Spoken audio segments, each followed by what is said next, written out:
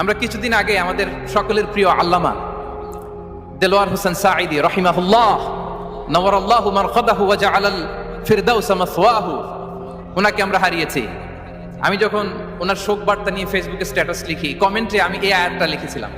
আমি খুঁজে পাচ্ছি না যে আমি কি দিয়ে এটার উপমা দিব, কি দিয়ে ওনার বিদায়ের উপমা আমি জানাবো। আমি খুঁজে পাচ্ছিলাম না কোনো আয়াত, তখন এই আয়াতটা লিখে আমি উপমা দিয়েছি। আল্লাহু আকবার। গোটা বিশ্বের মানুষ কেঁদেছে, গোটা বিশ্বের মানুষ গায়বানা জানাজা পড়েছে, গোটা বিশ্বের মানুষ ওনাকে অশ্রুসিক্ত বিদায় দিয়েছে। From north to the south, from east to the west, the entire globe, মিন মাশারিকিল আরদি ইলা মাগারিবিহা, অশ্রুসিক্ত বিদায় তিনি পেয়েছেন। এটাই আল্লাহ তাআলার সন্তুষ্টির একটা জলজ্যান্ত নমুনা। জোরে বলেন ঠিক কিনা?